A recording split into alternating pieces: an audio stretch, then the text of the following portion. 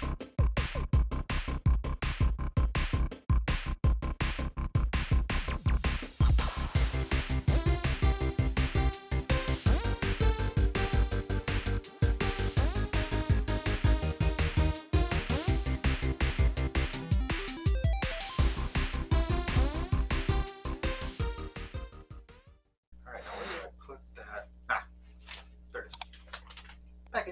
Hello everyone, welcome back to the channel. In this video, I've got a package here that I've been dying to try out and test and see how it works because it's been sitting on my computer bench for at least a month or two now. So let's just get to it, rip it open, see what's in here, and then we can get to playing with it. So from the thumbnail and the description and the title of the video, you should already know what this is, and that is a GreaseWeazle, and it comes all the way from Sordan.ie over in Ireland.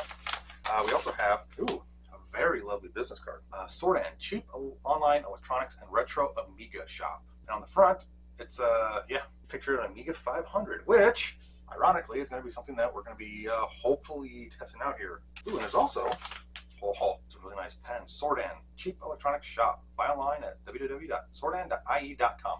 And that is it's a very clicky pen. How well does it write? You know what, I'll test the pen out later, because that's not the main part of the video. The main part of the video is what's wrapped up in here. Now you may be asking, what is a GreaseWeazle? And a GreaseWeazle can kind of be described as a universal floppy controller. It's that's a very, very pretty purple GreaseWeazle. This is based on Keir, I'm going to butcher your name, I'm sorry. Fraser's GreaseWeazle. This is specifically version 4.1. This is actually the latest version, I believe. We're pretty close to about the size of a business card. So I actually have only recently heard about this within the past year or two of the channel. And that's mainly because when I was looking up ways of how to read and write floppies for originally my VIC-20, my Commodore 64, and my Osborne, but this is now expanded to needing ways to write floppies for my Atari 8-bit computer, Commodore 64, VIC-20, my 68K Max, my Amiga 500, basically everything that's not a standard PC and previously it was kind of a headache, and I kind of went down a rabbit hole of forums of, you needed a special built cable almost for every machine. You needed emulator software on your host computer. In a lot of cases, you almost needed a fully functional computer and a fully functional disk drive and all the cables in order to, with this in between cables and software and emulators, in order to talk to each other via serial and that kind of stuff, and each one needed its own setup and that kind of stuff. And it was apparently in the 90s, doing all this was a major headache. And to be fair, a lot of those machines were still in operation and being used, not just in the retro sense. In modern times, a lot of this stuff has been alleviated with things like SD card emulators, CF card emulators. Well, basically, the emulation scene has become so good that you almost don't need the physical hardware anymore to play the games. You can just play it on an emulator or drag and drop onto an SD card. However, that still doesn't solve the full problem of each machine would need its own dedicated hardware emulator using an SD or CF card. Devices like this, the GreaseWeazle here, there's a more powerful one called the SuperCard Pro, and then there's the CryoFlux. I believe that included with this anyway. I might have just insulted people with that. What these do is these are a, quote, universal floppy controller of sorts, technically. And the best way to describe what I mean by a universal floppy controller is if you go and take a computer, say an IBM PC 5150, like I just restored not too long ago, I can take that floppy drive and 360K floppy, I can plug that into the motherboard, and Windows 10 can read and write to that floppy as an external floppy type of media. I can take that same 360K floppy and I can read it in a Pentium machine. I can read it in a 486, 386, 286, 5170, Dell, Gateway, Hewlett-Packard, Packard-Bell. It doesn't matter. PC architecture when it comes to the floppies and the floppy hardware is almost ubiquitous. It's almost very compatible and readable across all types as long as it's a PC clone. Well, unfortunately, that's the only retro PC that can actually technically do this. You cannot take a Commodore floppy and put it into an Apple II drive and expect it to read, write, or even do anything unless you freshly format, which is kind of a bad idea if you have some important information on that Commodore floppy. You can't take an Osborne disk and put it inside of a K-Pro, technically. You can't take a PC floppy and put it inside of a ZX Spectrum.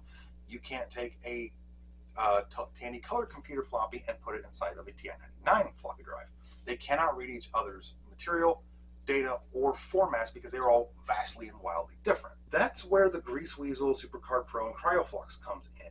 This uses a standard PC floppy drive and it controls it basically on the hardware level to where it controls the exact position of the read-write head and the motor spindle to be able to read all types of floppies as long as it works with that floppy drive, and even write floppies of all kinds using standard PC 3.5, 5.25, and even 8-inch floppies if you have the right hardware and cables. Now it does this because it actually does not care, per se, about the format of the floppy. When you run the program and you tell it to read the floppy and you give it the parameters of what kind of floppy it is, it knows the parameters of what that format's supposed to look like, but it still doesn't care. All this and the SuperCard Pro and the CryoFlux do is it will read the magnetic flux on the magnetic media of the floppy itself and archive that as a one-to-one flux image of the floppy. Now, to describe what flux is essentially the magnetic difference of each individual bit of data on the floppy magnetic media, which is actually an incredibly amazing way to read and write floppies. In fact, it's arguably considered, if not considered, to be the best way to archive any floppy, because this means that if it's archived at the flux level, it can be wrote back at a one-to-one ratio using the flux media onto a new floppy. So if you are able to get a good read off of a floppy of any kind that is supported by the 3 methods I mentioned, realistically, it saves that as an image. It knows what kind of format it is because because it typed in the parameters when you run the program, and you can write that back to a known good floppy. This is amazing for archiving floppies because this means that you don't need to have dozens of different types of computers and cables and in-between machines to save floppy images of any kind. Now I mentioned before that I had heard about these within the past year or two of this, and I really had not fully been on board on buying one. Not because they're complicated and hard to work with, not that. Apparently they're super easy, but it's just because I kind of assumed that I wasn't going to be doing that much with games and software at the time. Plus, I didn't have that many retro computers. I figured I could use workarounds to get this to work. I've tried several workarounds, and I've only ever gotten it to work once with Osborne floppies on my 486. However, a stroke of pure luck got me in contact with AJ over at Forgotten Machines. And I'm going to copy Usagi Electric for a second. AJ is an absolute flippin' legend in the retro community. If you know AJ at all, or Forgotten Machines at all, and knows what he kind of does over his channel when it comes to archiving floppies and floppy media and the forgotten media for those Forgotten Machines, then you know why he's an absolute legend. I posted that I was selling or wanting to find a good home for my Texas Instruments professional computer, the one that I have shown on my channel a few times, and it's now no longer in my collection because of this. Turns out he was actually looking for a working one. Apparently he had a few in his collection, and he doesn't come across these very often, so the fact that I had a working one, he was extremely interested. So we met up, and I showed him it working and the software that I had for it, and he was really excited because it turned out the version of DOS I had for that computer was older than what was already archived, and I had a piece of software that wasn't even archived at all either. So he was really eager to get his hands on it to, well, get it archived and get the machine ready for restoration. After we exchanged money and we exchanged the hardware like it was some sort of retro back alley deal of sorts, trench coats and all that, he actually decided to bring his archiving gizmo, which is this Frankenstein little box that has all these floppy drives and stuff hooked up to it. He had the SuperCard Pro, and he decided to show me how the archiving and writing of floppies works. And he decided to show me this because he also took the only floppy I had for that Burroughs terminal computer thing that I also have, and that he's also a little interested in because it's kind of a forgotten machine as well. He just didn't have room in his car that day. But he took the floppy and the floppy drive so that he could try and archive that boot floppy because it might be the only known boot floppy for that entire line of machines. And he decided to show me how the GreaseWeazle and SuperCard Pro works, and after seeing it, how it worked and how kind of easy it was to work and how important it was to archive floppies, even if it's already out there in the wild, but being able to have your own local copy of it that you know is a good known copy, I couldn't pass up the opportunity. These actually were not that much when I bought them 2 months ago. Obviously things have changed, they might go up a little bit, I have no idea yet. So now that all that said, I'm going to grab some floppy drives, cables, and some floppies, my laptop, and we're going to plug this thing in and see how it works, if I can even get it to work. I have no idea. But anyway, we're going to start with my Amiga. It's actually the latest retro computer besides the Tandies that I have in my collection. And even though I did get some floppies with it, actually I kind of need the GreaseWeazle to be able to make floppies for it so I can play some more games on it. So, well, might as well start with the Amiga because, well, 3.5 inch floppies are, yeah, I have plenty of them, so why not try it out? Okay, so I have the user guide. This is from Yan Sarah on, or Sierra, I don't know how to pronounce the name, I'm sorry. On the GitHub, this is basically all the information for it. Essentially, it's how to get started with it, and it essentially says you can use any standard ShoeGuard or IBM compatible floppy drive. That's what I have here. This is a much later Panasonic JU-256A488 PC with a lovely dark blue front bezel. I think this came out of like a compact, like a later compact or something, or HP. I don't remember what it came out of, but I know it's a known working drive. I've tried it before. So basically says any standard 34 pin with a twist floppy cable. Now the twist part is not fully needed. The main thing with that is apparently if you have a non-twist cable, you need to adjust some of the parameters in the software you're using, the GreaseWeazle software. If it is a twist, then you don't have to change that much. Plug in the right end first. Plug it into the GreaseWeazle. Give the floppy drive some much needed power. Standard USB-C. Alright, so I'm going to be following along with this tutorial here. I will link this tutorial down in the description field. Okay, so it says the simplest way is to start the GreaseWeazle software on my laptop here. I'm going to have OBS going for that. And basically, it's GW... Okay, I'll get to that when I do this. Okay, so I have OBS brought up right here. Unfortunately, for whatever reason, OBS is not recording my laptop microphone. I don't know what's going on. There's a setting. It's weird. But anyway, we have it here. I extracted it, downloaded it, extracted it, and a bunch of batch files and DLL files and text and stuff like that, release notes, libs. All right, GreaseWeazle.execute. All right, so starting up.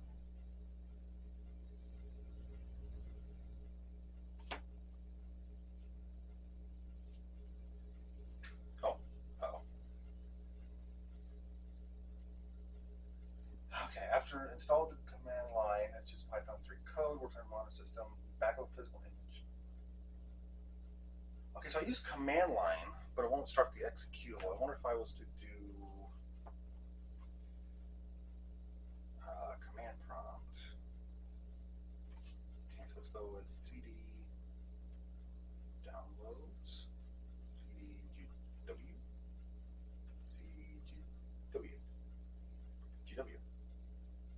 Okay, there we go. All right, so what do we have? Some options here. We have usage, info, read, write, convert, erase, clean, update, pin, bandwidth, RPM. Okay, so I can control basically almost every aspect of this 3.5 inch floppy drive. So let's put in a known good floppy, which is this Amiga Workbench 1.2. That's what came with my Amiga.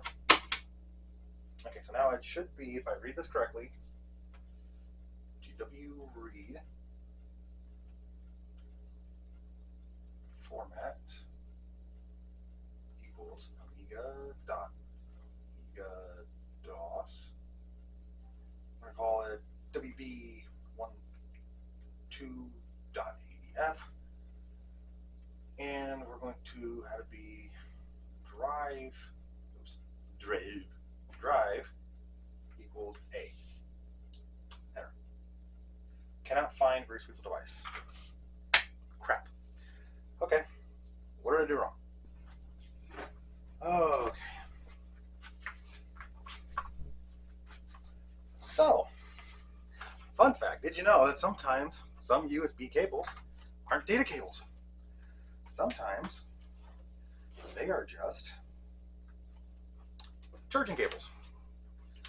Might explain a lot of problems I've been having lately, actually. Okay, I heard a notification So let's back up to this. Enter. And look at that, it's reading. Uh-oh. Ooh.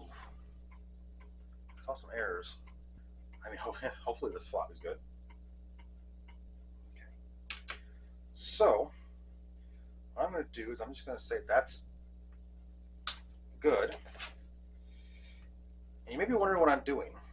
And that is I'm putting black electrical tape over the notch. So it tells this drive that it's a double density, not high density. So we're going to pop in this. I have two floppies here. These are both ones that I tried when I was doing the Macintosh thing, and these, one of them read and wrote correctly, one did not. So I'm going to try the one that did not, and maybe see if I can, maybe it'll work better as an Amiga floppy. Okay. Okay, so it took me a while to find the floppy images that this thing made. It actually writes them, as you can see here, to the main source folder of GreaseWeazle, which I don't know if I like. I'm not entirely sure where the second and third one I have are, because there should be 120 and 1200. Okay, so now we're going to GW, I think erase. Let's erase this floppy.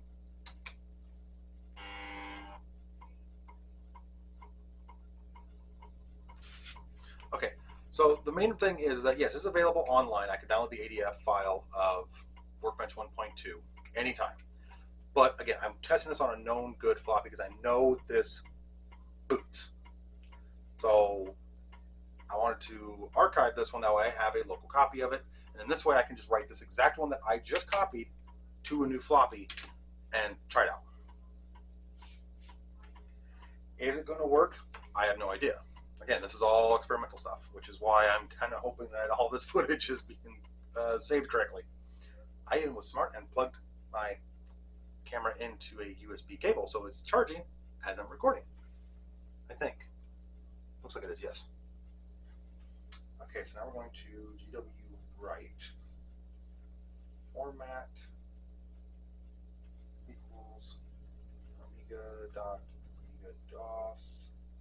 We're going to call it WB12.ADF.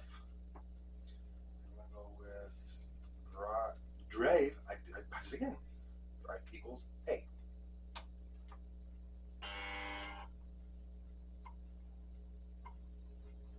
And it's writing. This is actually really exciting, because if it works for something as, you know,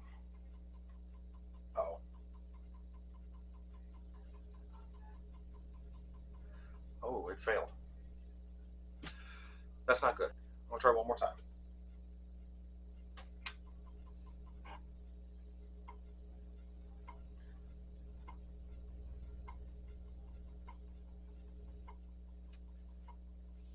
I mean, also, to be fair, this also could be a weird drive, because with it being such a later drive, maybe it's something where it just can't. Okay, it is failing a lot. It's failing. It's going further, but it's failing a lot too. Yeah. Okay, it failed again. So let's consider this floppy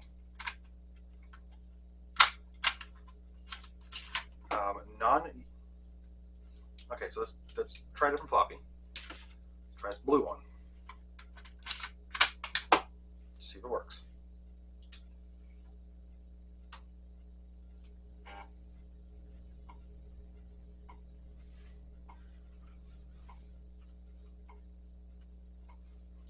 I mean, also, so there could be a variety of things as to what's going on. I mean, to be fair, you know, this is a known working boot floppy, and it is a copy of a floppy. Oops. And it is a copy of a floppy. Doesn't mean that the floppy itself is perfect. I mean, it could have some issues when the guy who made it for me, you know, made it a bad image. There could be something wrong with this floppy drive. I mean, it is a very late floppy drive. I think if it's the color I'm thinking of, it might be from a later HP, like Pavilion. And I'm trying to think. I know I scratched one for e-waste because it had a bunch of blown caps. I believe it was from 2004, 2005. So it's a very late 3.5-inch floppy drive. So it might be having issues trying to write double density. Is that accurate? You know, true? I have no idea. Or it could be, I mean, these floppies are, these 3M ones are from sometime in the 90s, so these might not be good floppies either. I don't know. It is seemingly working though. If this works, there is a floppy that I did download that I want to write to this. All tracks verified. Okay, well, let's take this beauty over to my Amiga, see what it does.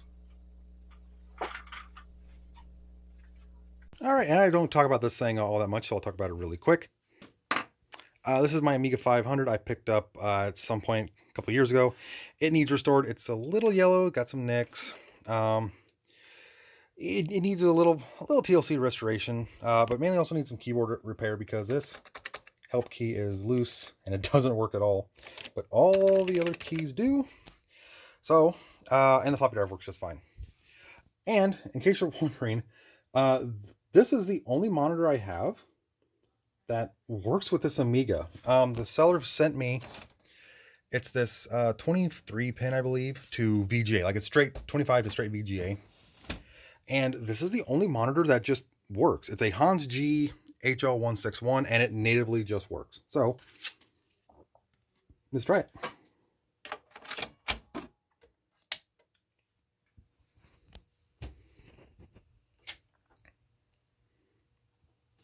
Green light.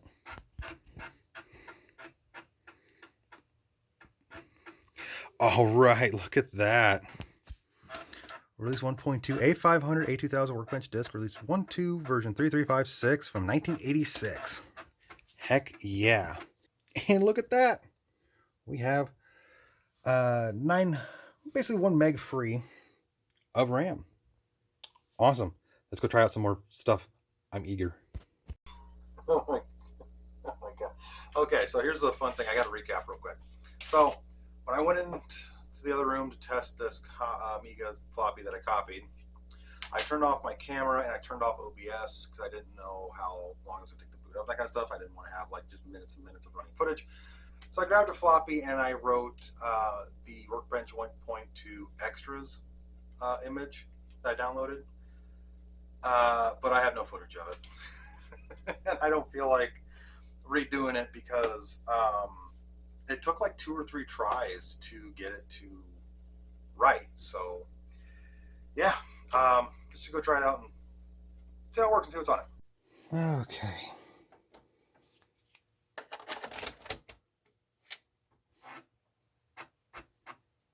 Ooh. Oh yes. Amiga Basic demos, utility tools, PC utility, FD 1.2. Let's basic demos.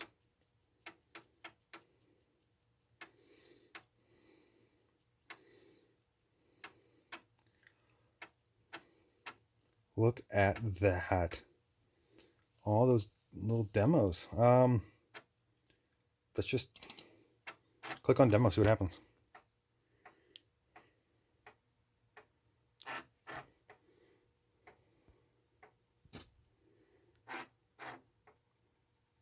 Ooh. Oh, and it started up for, oh, look at that. Got some bouncing balls, line drawing. Looks like we got some isometric stuff and some circles drawing. This is actually super cool. So it's a little side thing with this. This is exactly what this Amiga was capable of that not a lot of computers in this price range could do. This is like true multitasking. I mean, we have 4 completely separate programs running at once.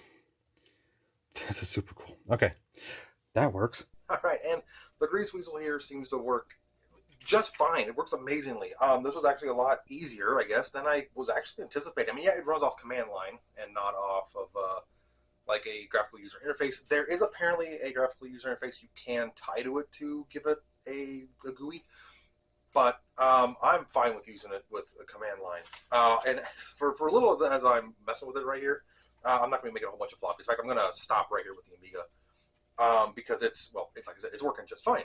There was a couple quirks, a couple of failures here and there, but I think that's not on the hardware's end or the software's end. This is actually on my end with these floppies. Like I said, the whole point of this video was me just testing this thing out and seeing how it worked and how well it worked, and it works amazingly. This is awesome. But yeah, you know, this is a copy of the Workbench 1.2 boot floppy, so I mean, who knows how well it was in the first place. I might actually just say screw it and download a 100% known good ADF file of Workbench 1.2 and 1.3, because even though that has Kickstart 1.2 in it, it'll boot 1.3 just fine. But it did do what I wanted to do. It was able to back up and archive this floppy here, and I was able to write it to this floppy here and have it boot just fine, which is exactly what this thing was intended for and exactly how it was supposed to work. Any quirk this thing has, like I said, is on my end with any floppy issues. And I was able to download an ADF file offline, which was the 1.2 extras floppy, which I did not get when I got this Amiga 500 and the small handful of floppies I got originally. Even though this is not truly needed, there's really nothing on here that I'm required to have to get the Amiga 500 to work. Workbench 1.2 is more than enough, but I was able to prove and verify that I can just download an ADF image off of the interwebs and write it just fine. And GreaseWeazle doesn't care. It wrote it perfectly and it boots perfectly with it. So I am actually amazingly happy with this. Yeah, I kind of want to try some different other things, like it supports the 2GS images and also supports the 68K Mac and also supports a couple other 3.5-inch stuff. But as of right now, like I said, I'm just going to try it out with the Amiga. In regards to the 3.5, I am going to try some 5.25 stuff real quick because I want to see how that works, and yeah, go from there. So I'm going to swap this stuff out for 5.25 stuff and be right back. Okay, so I've got the 3.25 drive swapped out, 3.5-inch drive swapped out for this 5.25 drive here. This is a TIAC FD-55BV-22-U. Now, if this drive looks a little bit familiar, it's because this is the one that I requisitioned from the K-Pro Turbo XT that I installed the RLL drive into a couple of weeks ago. And in that video, I mentioned that I did this because I needed a working 360K 5.25 drive for a future hardware project. And, well, this is the hardware project. I needed a, well, good working drive for testing out the GreaseWeazle. So we're going to get this hooked up to the GreaseWeazle here with this cable I swapped out for the other one. The other one was just a simple 34-pin connector for a floppy. This is a beast here. We have a total of 6 connectors here. 3 edge connectors and then 3 34 pins. This is, I could have found a smaller one, but I guess I wanted to go overkill. Okay, so before I hook this up to the GreaseWeazle and get things going, I do want to mention a bit of a problem when it comes to floppy cables, because there are actually a few different kinds. This one has a twist, just like the previous one did, but this is a little bit older of a cable than the previous one. Now, as you can see here from this picture that I took of this GreaseWeazle, there's a little notch here on the floppy connector itself. This matches a notch that is on a lot of later 34-pin style floppy connectors, so it would be plugged in correctly with the right orientation. So pin 1 is where it's supposed to be. And a good generic rule of thumb, and I have actually not seen personally anything that contradicts this, but there might be some examples out there that this doesn't work. But on a standard PC IBM floppy drive, especially on the 34-pin style, pin 1, which is usually marked by a red stripe of some kind on the cable itself, this usually goes closest to the power connector or the bird connector on the physical floppy drive itself. Now, the annoying thing is that with the GreaseWeazle, this is backwards. You actually want pin 1 to be facing furthest from the power connector there, which, according to the documentation, this is for powering an external drive through the GoTech, or through the GreaseWeazle here. I got GoTech. But I am not going to try that at all. I don't want to send any power through this. But anyway, like I said, with that notch there, it's foolproof on the later floppy cables, but with the earlier ones, you really want to pay attention to the orientation because you don't want to send voltage where you don't want to send voltage. Universal power supply, and plug in the GreaseWeazle once again. Notification.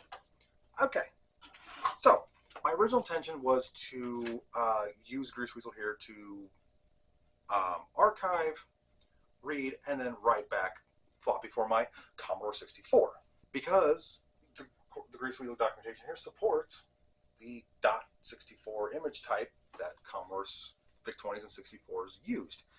And you can find those all over on the internet. You can find them basically anywhere where there's an archive of any floppy images. But the main problem with that is when I was getting the computer room set up, unfortunately, I completely misplaced the IEC floppy cable for my Commodore, so I can't use the Commodore at all involving the floppy drive. So plan B is a computer that I actually have not messed with too much because I don't have a whole lot of floppies for it, unlike my Commodore 64, and that is my Atari 8-bit. And it's one that I haven't really shown on the channel too much because I actually haven't had a means to, because I have a few games, but the floppies are very possibly damaged because they don't boot up correctly like they should. It's kind of a stroke of luck that I lost the cable, so now I can actually try and do something with the Atari floppies with GreaseWeazle here. So we're going to try and archive my copy of Atari DOS. I believe this is 3.0. It says Master Diskette 3. I believe this is Atari DOS 3.0. This is the only perfectly functioning floppy that I have for the Atari, so I do want to back this up. So I'm going to try it out. Alright, so let's get back into the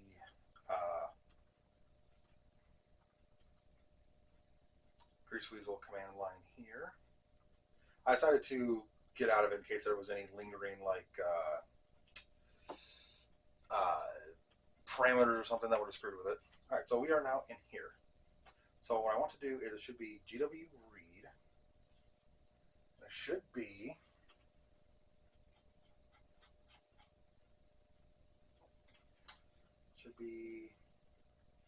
format equals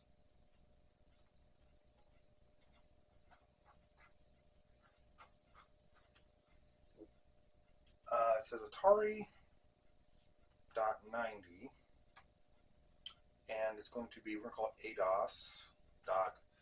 Now it says it should be the suffix of IMG. So the dot image is kind of weird because when I was looking up Atari archives for floppies and stuff for this video, they were all in like the .atr, which I have no idea why this is saying .image, and all the archive ones are .atr, so we'll have to see what happens. But anyway, we're going to go drive equals A.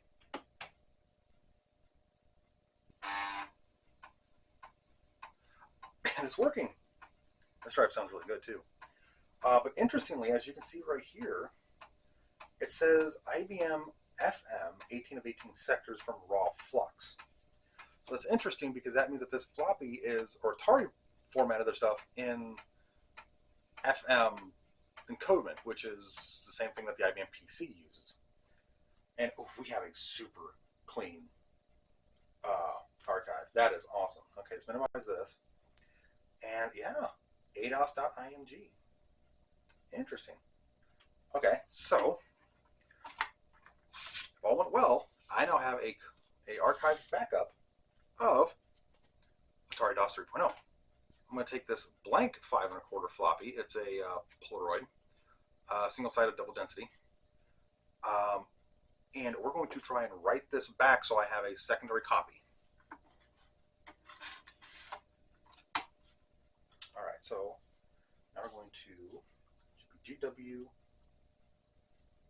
write format equals Atari.90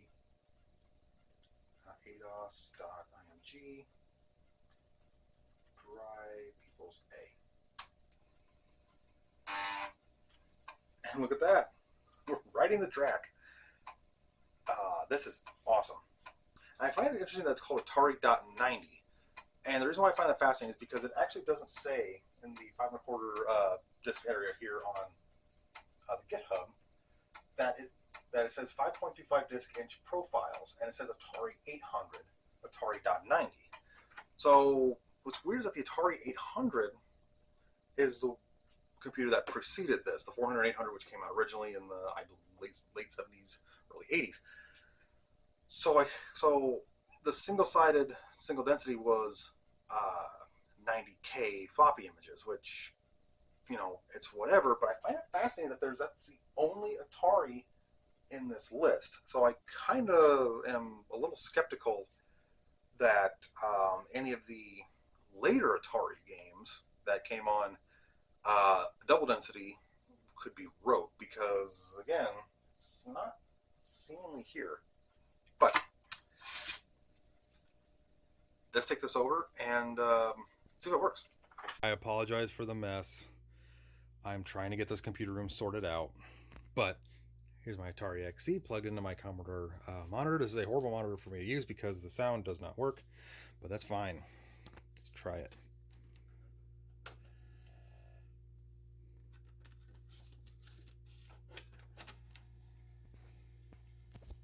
Okay.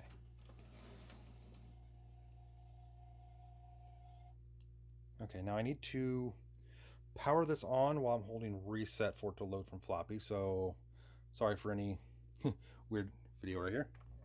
Reset, power on. Ooh, there we go. It's a little squeaky. That might just be the drive needing to be cleaned, but see if it loads up anything.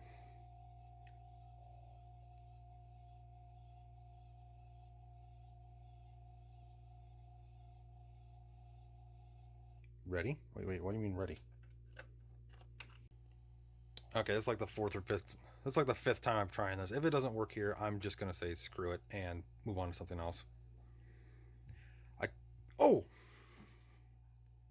Okay. So the original one works. The original floppy works. Now let's try the copy. Okay, so I put the original one out, put the copy in. Now let's see if it works. Because I think I might be an idiot. I think I was holding down the wrong button. I think it's option, not reset. I think I was doing reset the entire time. Was I?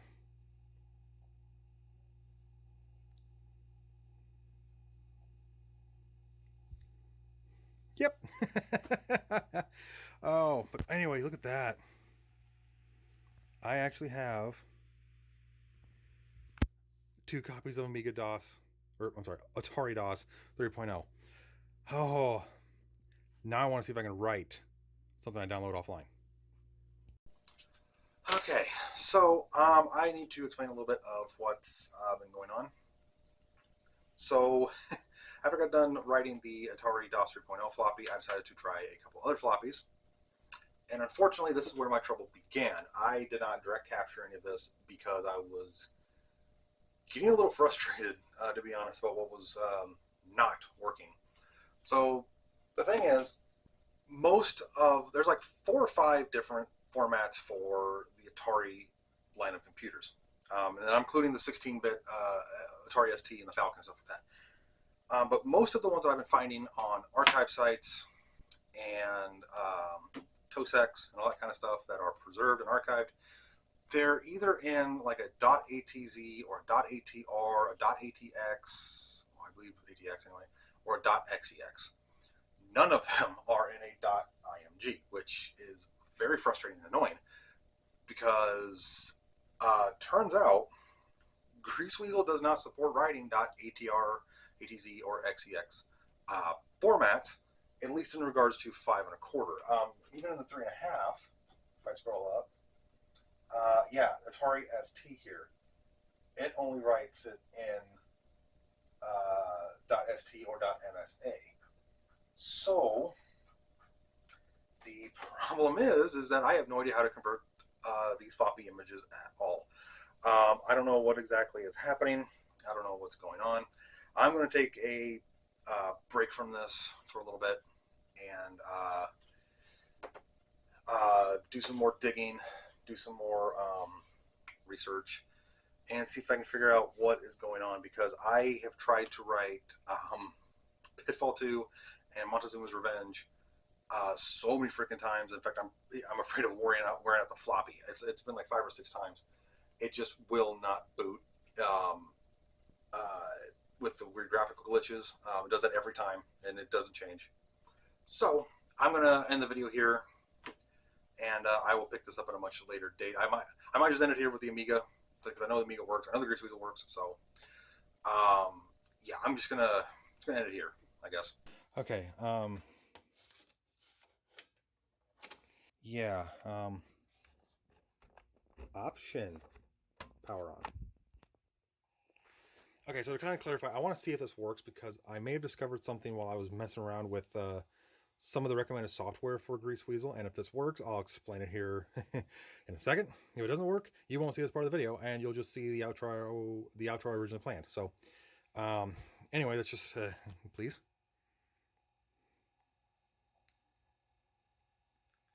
Like I'm like really anxious that this please work, because I've tried almost everything else.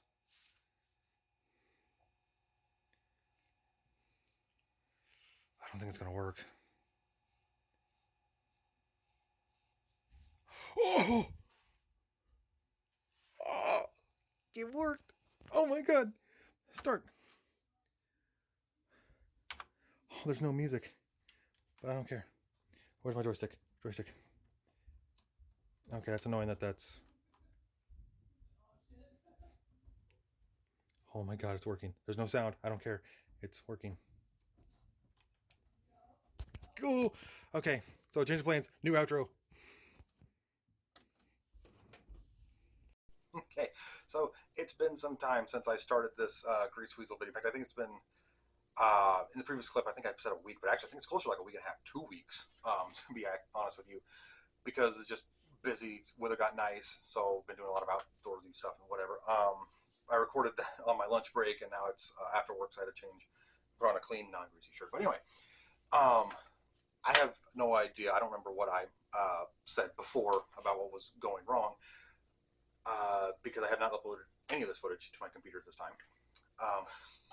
What happened was, when I got done archiving and writing DOS 3.0 here, I decided to try and download some Atari floppy images off of archive.org and some other websites like Atari Page and that kind of stuff. Unfortunately, all the image files that I was downloading was the incorrect format for what GreaseWeazle supported.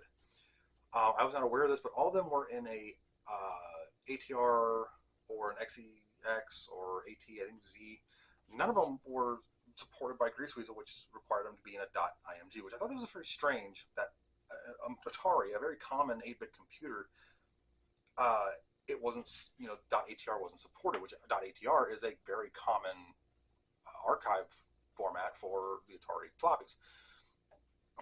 And when I typed in GreaseWeazle.atr, I got a single hit for a request for that format to be put into the GreaseWeazle and SuperCard Pro and CryoFlux repositories, but it, as of I think a year now, it hasn't. So I have no idea what's going on there. I think it's just because apparently the .img thing works, which that's the thing I want to mention, is it was not working. I saved them. It would not write .atr. It would not realistically do anything. So I tried to convert them to a .img using the HXC software, which is usually used to convert floppy files and images to something that the GoTech floppy emulators can use. In fact, it's a software that's used in conjunction with SuperCard Pro and GreaseWeazle to verify the validity of the images. Now, here's the very strange thing. If I was to archive an Atari floppy, it archives it as a .img, but it would not convert them from .atr to a .img. And if it did, it wouldn't write it correctly. It kept giving me that weird, glitchy, garbly stuff that I think I got footage of. So I had no idea what was going on until I was doing some digging and stuff, and I decided to... but when I decided to convert it to a .scp instead of .img, which scp is the raw flux thing that I just mentioned for SuperCard Pro, it worked. It flipping worked. And it was able to do it twice. So that is actually really weird, and it's an annoying little quirk, but I did write down on a sticky note, and I'm actually going to slide it into a notepad on my computer. That way I have a reminder that when I go to write Atari floppies to download the 92, I believe it was 92K .atr images, convert to .scp, and then write using GreaseWeazle. Why is this a thing? I have no idea. I'm not a coder. I'm not into any sort of programming, so I have no idea why it's a thing. Why .atr is not just natively supported by GreaseWeazle SuperCard Pro. Maybe it's just a weird quirk, and everyone just has already agreed that hey, the .img thing works when it comes to reading. And maybe it was a well-known thing that you had to convert to .scp, but I couldn't really find information on that specifically until I was doing some asking around. Turns out that is a way to do it, so I don't care. It worked fantabulously. In fact, I'm not going to say that the GreaseWeazle here is working just as it should. But with all that, regardless of that, all the quirks and headaches that I had for the past few weeks trying to get this thing to work, it just freaking works just fine.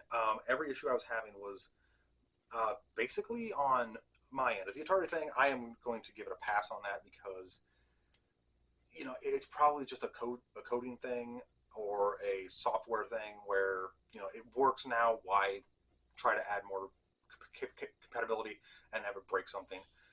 I'm not gonna complain about that because the GreaseWeazle here worked absolutely perfectly, the way I was told it was going to work and the way it works. And in fact, I am going to say this. I would highly recommend buying one of these. If you have any old retro 8-bit machines, any old computers that are not PC standard or standard PC that you can just pop floppy in any other computer and write it, pick one of these things up. They're not that much. Obviously, yes, the SuperCard Pro is much more powerful, as is the CryoFlux, but I don't have much experience with that. In fact, I don't have much experience with this, but I can definitely say that this is something that any retro computer enthusiast needs to have in their toolbox for, even if it's just for writing floppies. That's basically the main reason why I wanted it, was for writing floppies for all my oddball machines. I really don't have a lot of software that needs to be archived, even though I do have a lot of software for some of my machines as it is. This is going to make it so much easier to archive what I do have and then write new stuff for them, especially ones that some of the software out there is pretty expensive to try and find, especially for the Amiga, the Apple II line, and the Atari. Games and software for these machines are pretty pricey, and the images are online, so this makes it so much easier and so much faster and so much cheaper to be able to enjoy all these machines. So again, I would highly recommend picking one of these GreaseWeazles up, whether it's off eBay or Tindy or even if it's being sold used on eBay, pick it up. These things are outstanding. So that being said, thank you all so much for watching the video. I really hope you enjoyed it, whether or not you were laughing at me because I had no idea what I was doing, or you actually may have learned something like I did along the way. Again, really hope you enjoyed it. Put down in the comments if you've used one of these, have one of these, whatever, and you were laughing at me, like I said before, because I had no idea what I was doing. Please, I want to know, if there's anything I could have done differently to make this less headache on myself. If you've never used one of these and you're you're curious about them, want more information, put down in the comment section, and I will give you as much information as I can from my limited experience with this, especially involving the Atari floppies here. If you know of any, go-to have-to-have games to try out on either of these machines, the Atari 65XE or my Amiga 500, let me know, because now that I have a way to write floppies, I intend to be playing with these things a lot more often, especially in some upcoming videos, because I do want to start getting a lot of my machines repaired and restored and fixed up and working correctly so that I can enjoy them more, whether behind the scenes on the channel or for the channel. Check out the links that I'm going to be putting down below for any more information on the GreaseWeazle here. I'm going to be putting a link to the GitHub for the Yansera tutorial. The link that I used when I bought the GreaseWeazle here, that I believe, if I remember correctly, bought it off eBay. And I'll also be putting some more links to AJ's channel, Forgotten Machines, because he was a huge, massive inspiration for me buying this thing. Seriously, thank you, AJ, for for not really spurring me to buy this thing, but basically showing me the way of retro floppy archiving that really got me to finally bite the bullet and buy one of these. And also check out the links for all of the other social medias that are tied to my channel here. Helping the channel and community grow is an amazing thing, especially now that I've hit over 1,000 subs. The community is just going to keep growing and growing, and I absolutely love it. I also have some merch links down below for you guys to check out. I have some cool 1K shirts and sweaters and notebooks, and also possibly working on a updated logo for the channel. I haven't decided if I'm going to be using that yet, but we'll have to see. But anyway, enough of me rambling. This video was a headache and a half to make. It's going to be a headache and a half with all this footage I have to go through. So again, with that being said, thank you all so much for watching the video, and I'll see you in the next one. Thanks for watching.